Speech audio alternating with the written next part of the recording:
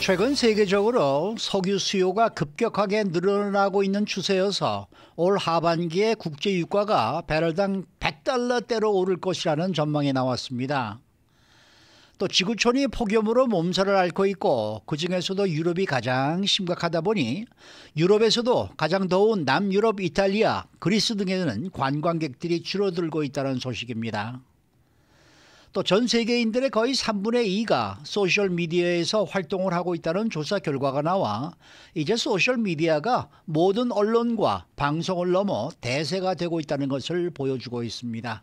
주영석 기자. 안녕하십니까. 국제 유가가 상승할 것이다라는 경고가 최근에 나왔죠. 그렇습니다. 이 국제 에너지 포럼 IEF가 국제 유가에 대한 예측을 언급했는데요. 조셉 맥모니글 IEF 사무총장이 지난 토요일 인도 고아에서 열린 G20 에너지 장관 모임에 참석했는데 그 장관 모임 이후 CNBC와 단독 인터뷰했습니다. 여기서 올 하반기에 국제 유가가 다시 뛸 것이라고 전망했고 뭐 오늘도 LA 지역 가솔린 가격이 다시 또 5달러대로 올라갔죠. 그게 뭐 다른 이유도 있겠지만 가장 큰 이유는 역시 국제 유가가 요동치면서 지금 또 가솔린 가격이 이렇게 오르고 있는 모습입니다. 국제 에너지 포럼이라는 단체가 좀 생소한 그런 느낌이 드는데 국제 유가에 대해서 정확하게 예측할 만큼의 신뢰가 가는 그런 곳인가요? 그것도 사실 중요한 문제죠.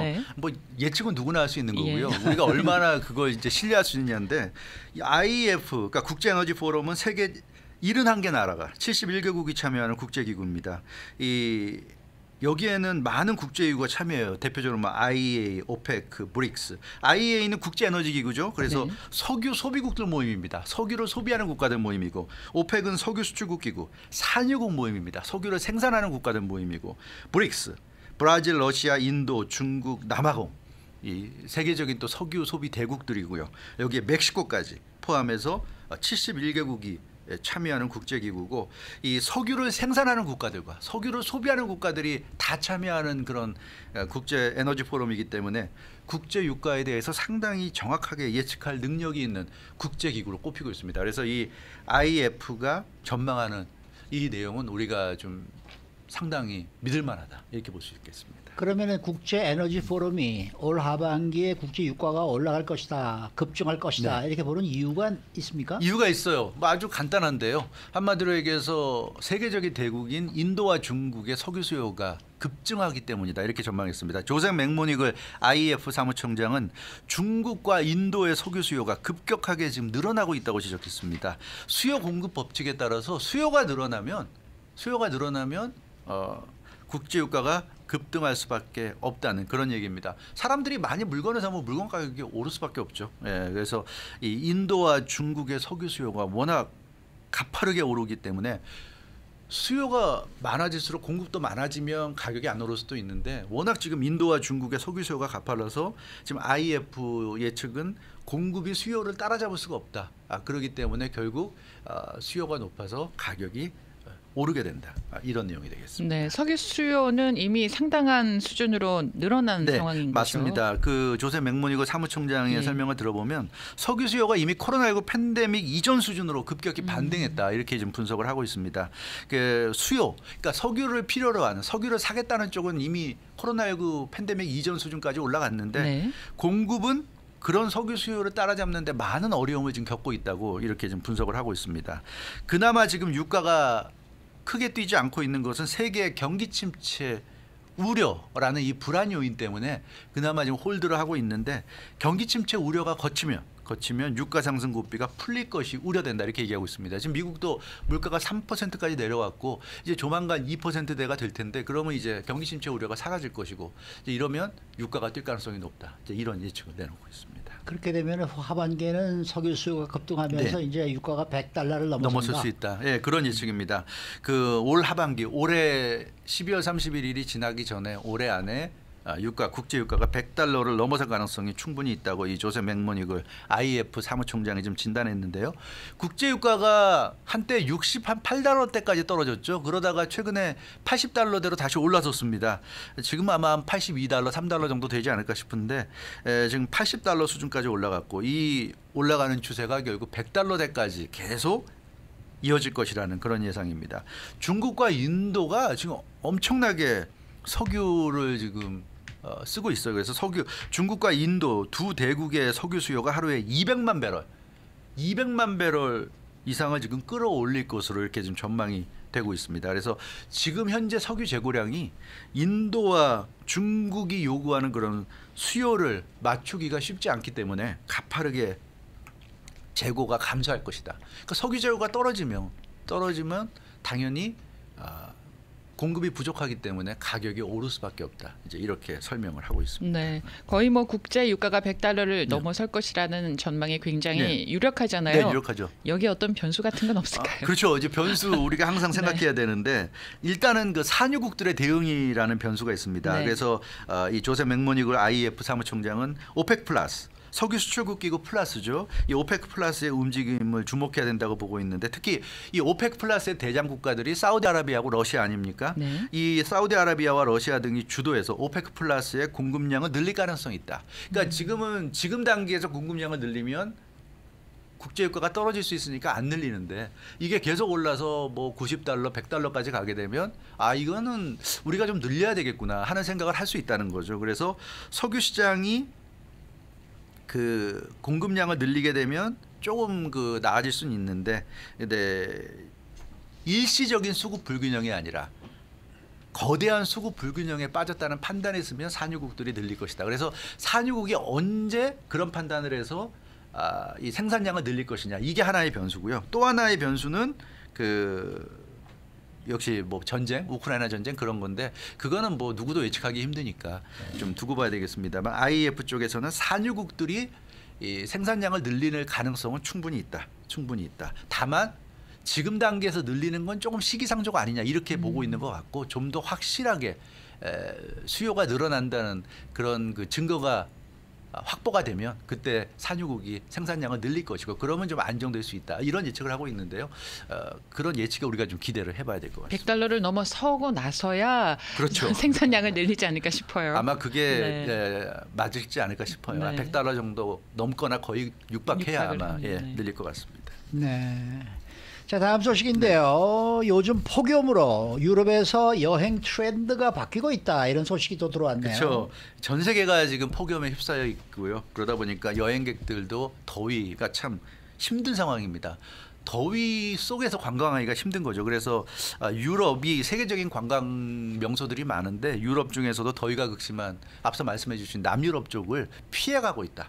이런 소식입니다. 그러다 보니까 남유럽의 그 세계적인 관광 국가들이 관광객 감소 현상을 그렇죠. 겪고 있겠네요. 그렇죠. 네. 남유럽 국가들은 다 세계적인 관광국들이죠. 예. 뭐 이탈리아 대표적으로 뭐 스페인, 그리스 이런 데가 뭐 세계적인 관광지인데 너무 더우니까 여기는 가면은 정말 그 고생이 지금 말이 아니라고 그럽니다. 그래서 남유럽 가는 대신에 북유럽으로 간다고 그래요. 독일이나 그 위쪽에 북유럽으로 많이 간다고 그럽니다. 그래서 이 남유럽 국가들의 관광객 숫자가 최근에 상당한 정도로 좀 줄어들고 있다는, 그러니까 지중해 쪽이죠. 지중해 관광이 많이 요즘 타격을 받고 있다는 소식입니다. 구체적으로 어느 정도나 줄어들 것으로 예상이 돼요? 네, ETC 유럽관광위원회가 이달 그 유럽인 6천 명을 대상으로 관광객에 대한 설문조사를 했는데 이번 여름에 지중해 관광을 하겠다는 응답이 지난해 같은 기간보다 10%나 좀 줄었다고 합니다. 그래서 휴가지 선택의 최우선적인 고려 대상이 뭐냐 그랬더니 기후. 얼마나 덥냐 이게 지금 고려 대상이라고 그래서 폭염이 덜한 국가를 선호하기 때문에 당분간은 이 지중해 국가들이 관광 산업에 타격을 입을 것으로 예상이 되고 있습니다. 일부 남유럽 국가들은 관광과 관련해서 뭐 일련의 조치를 하고 있다고 해요. 그래서 이탈리아 같은 경우는 주요 관광지를 포함한 23개 도시에 적색 경보를 발령했는데요. 예. 기온이 지나치게 올라가기 때문에 이 폭염 때문에 관광객 숫자를 지금 통제하고 있다고 합니다. 더운데 사람까지 많이 몰리면 더 덥잖아요. 그렇죠. 그러니까 통제하고 있고 그리스 같은 경우도 고대 유적지 아크로폴리스 대표적인 관광 명소인데 그 아크로폴리스 앞에서 관광객 한 명이 더위 때문에 쓰러지는 이런 사고가 일어났죠. 예. 그래서 주간 관광을 일시적으로 금지시켰습니다. 그래서 이 너무 더운 한낮이나 이럴 때는 관광을 못하게 그래서 주로 저녁에 밤에 이럴 때 관광하게끔 이렇게 유도하고 있다고 그래요. 그래서 지금 이런 남유럽은 관광하는 시간도 지금 통제가 되는 이런 상황입니다. 네, 그래도 뭐 날씨도 덥고 사람까지 몰리면 얼마나 답답하겠어요. 덥죠. 아이고, 그리스 정말 덥습니다. 덥죠. 아유, 아, 네. 이 유럽 국가들 사이에서 시비가 엇갈리겠네. 예, 이렇게 되면은. 그렇습니다. 그래서 스페인, 이탈리아, 프랑스, 그리스 같은 전통적인 관광 강국들이 지금 요즘 고전을 하고 있고요. 반면에 체코, 불가리아, 아일랜드, 덴마크 같은 덜 더운 국가들이 요즘 상대적으로 호황을 누리고 있는 그런 상황이에요. 그래서 북유럽 여행지에 대한 검색량도 많이 늘어나고 있고, 그래서 요즘 관광을 떠나는 분들은 남유럽은 다음 기회에 가고 이번 기회에 북유럽 가자. 그래서 북유럽이 아주 호황을 누리고 있다는 소식. 네. 자, 다음 소식입니다. 전 세계에서 소셜 미디어 사용 비중이 네. 점점 갈수록 높아지고 있다는 소식이네요. 그렇습니다. 전 세계 인구의 60% 이상이 소셜 미디어를 지금 활용한다는 연구 결과가 나왔습니다. 네. AFP 통신이 그 디지털 자문회사죠. 캐피오스의 최신 분기별 보고서를 인용해서 보도했는데, 이 AFP 보도를 보면 전 세계의 64.5%, 그러니까 전 세계 인구의 한 3분의 2 정도가 지금 소셜 미디어 활동을 하는 거예요. 그러니까 인구수로 보면 51억 9천만여 명이 소셜 미디어 활동을 하고 있다고 합니다. 지난해에 비해서 3.7%가 증가한 수치입니다. 그래도 뭐 국가별로 또 상당한 차이가 있다면서요. 그렇죠. 네. 그러니까 지구상에서 가장 영향력 있는 매체가 돼버렸는데 소셜 미디어가 국가별로는 상당한 차이가 있어요. 동아프리카나 중앙아프리카는 평균 11명 중 1명만이 소셜 미디어를 이용하고 있어서 굉장히 좀 떨어지고 있고, 인도가 대단합니다. 세계에서 가장 인구가 많은 국가임에도 불구하고 3명 중 1명이 소셜 미디어를 이용해서 굉장하게 많은 사람들이 이용하고 있어요. 역시 IT 최강 국가라는 명성답게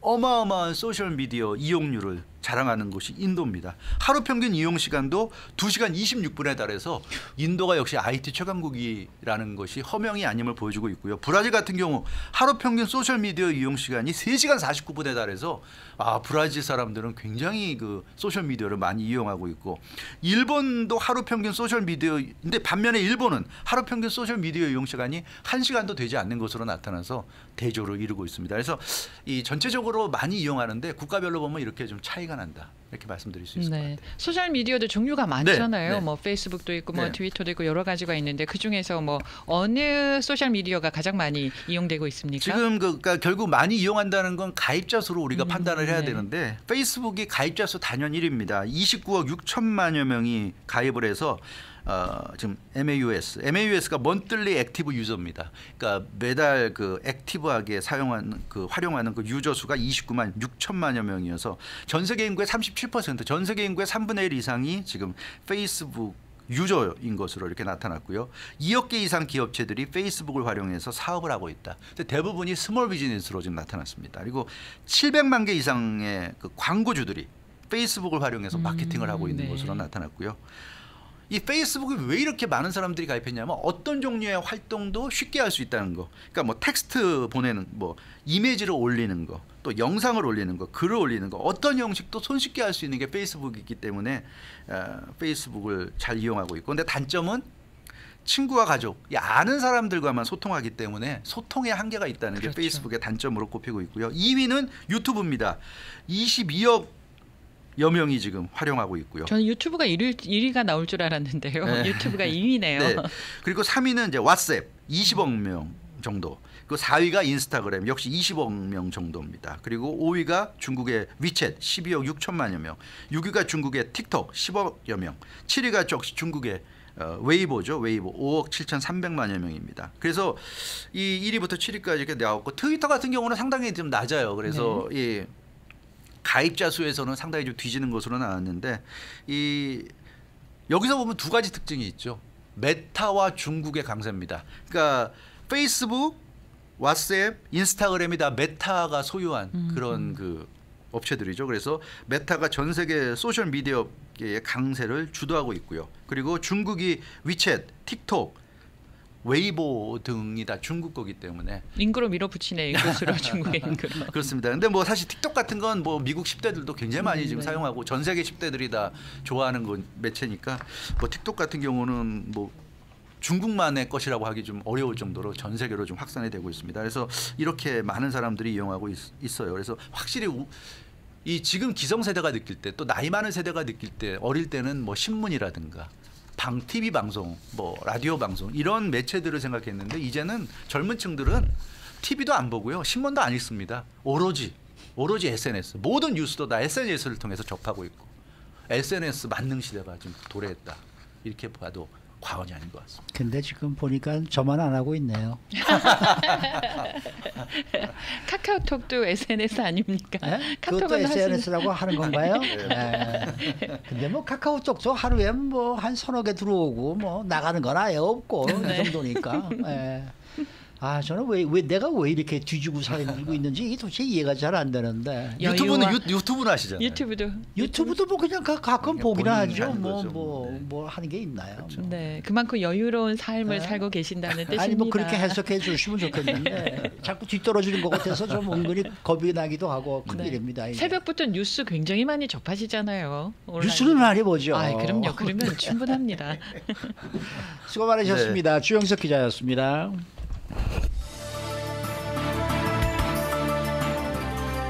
뉴스 속으로는 예방과 치료 의학도 최고, 리퍼도 최고, 서울 메디칼 그룹 제공이었습니다.